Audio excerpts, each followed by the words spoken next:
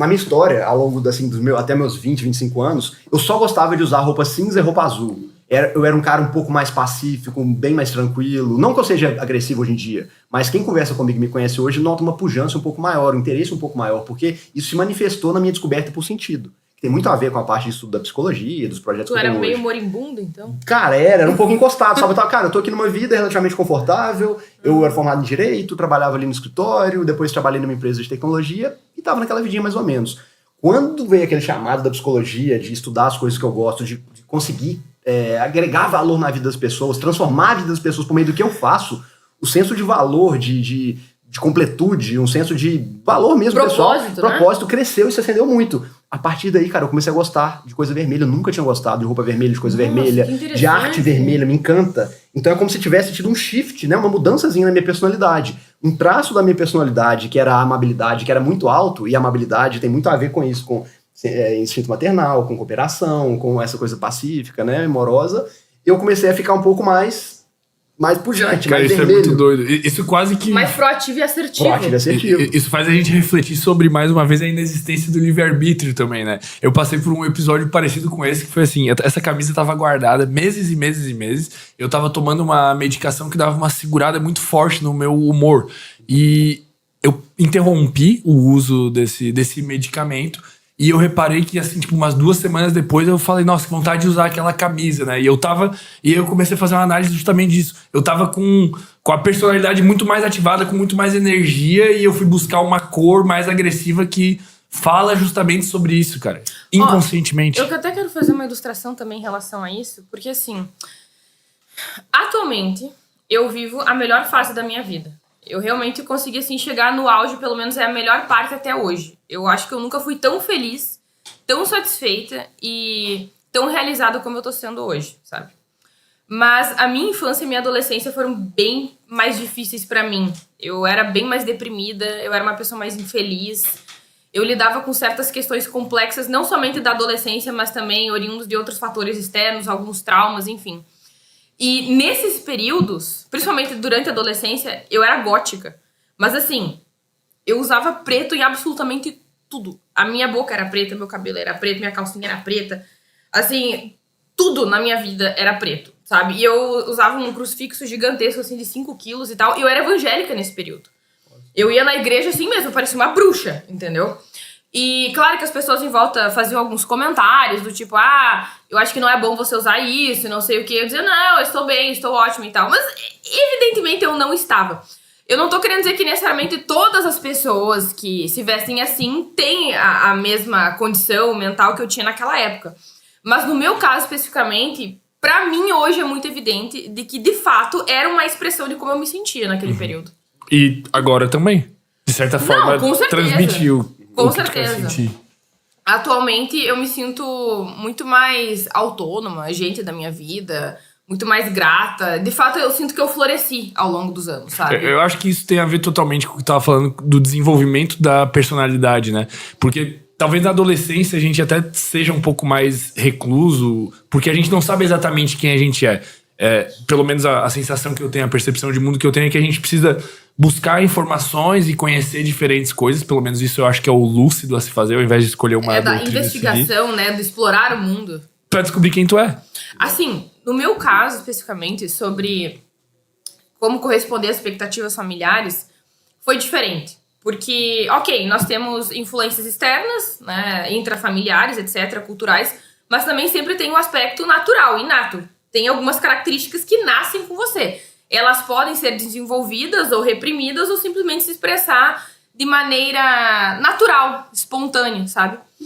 E no meu caso especificamente, eu sempre tive um certo desajuste. Sempre, sempre. Eu sempre fui uma esquisitona no interior do Rio Grande do Sul, na minha cidade, dentro da minha família. Inclusive, eu tive muitos conflitos com a minha mãe em casa e eu até acho engraçado porque tu tem aquele período de muito conflito com seus pais, principalmente com a mãe, no meu caso. E hoje eu tenho mais condescendência e compaixão pela situação que ela viveu comigo.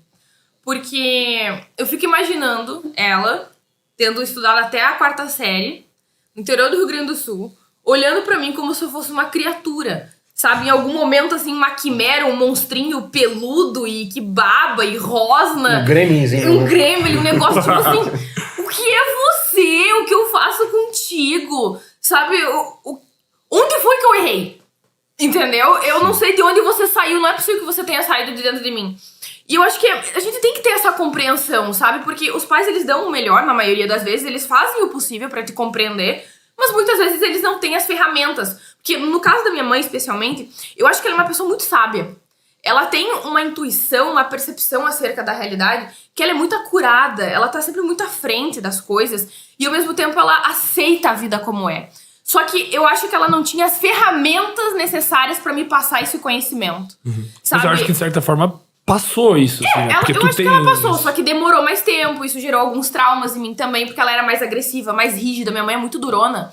Inclusive, eu acho engraçado que eu comento isso no meu canal, que a minha mãe, ela dizia assim, eu te criei assim porque eu queria que tu fosse forte. Eu te criei pra ser forte. Eu penso, mas meu Deus, mas pra faixa de gás não precisava fazer, né? Demais, né? Cara, foi demais, né? Não precisava tanto. Mas considerando as coisas que eu faço hoje, eu até acho que ela tava certa. Tinha que ter sido na faixa de Gaza mesmo. Porque se não fosse, talvez eu não aguentasse certas coisas que eu tô vivendo, entendeu? Sim, foi útil. Foi útil, exatamente. Agora, eu acho que esses aspectos anteriores mesmo, inatos, eles são muito relevantes, entendeu? Porque eles vão se manifestando muito cedo em você. E depois que os anos passam, tu olha, meu Deus do céu, era óbvio, entendeu? Se eu vejo uma criança com determinadas características, cara, parece que tu vê o início, o meio e o fim dessa história, tu mais ou menos entende pra onde essa pessoa vai. Sim. Devido a esse acúmulo de experiências, entendeu? E aí, hoje em dia, eu penso, cara, muitas características que eu desenvolvi, que eu floresci ao longo dos anos, eu demonstrei antes e eu não aprendi com ninguém.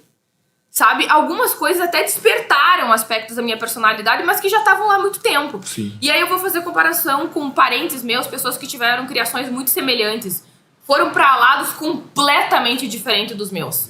Sabe? Então, pessoas que eram minhas vizinhas, eram parentes meus, colegas meus, que, assim, compartilharam uma cultura muito semelhante, pais com criações semelhantes também. Mas, assim, os destinos foram completamente outros. Então, é que as microvariáveis modificam... Que eles são importantes, esses fatores. Mas eu acredito que esse fator biológico inato também é imprescindível para entender por que a gente é o que a gente é e por que a gente quer determinadas coisas. Fala a verdade. Tu tá procrastinando, né? Não consegue se concentrar, terminar as suas tarefas.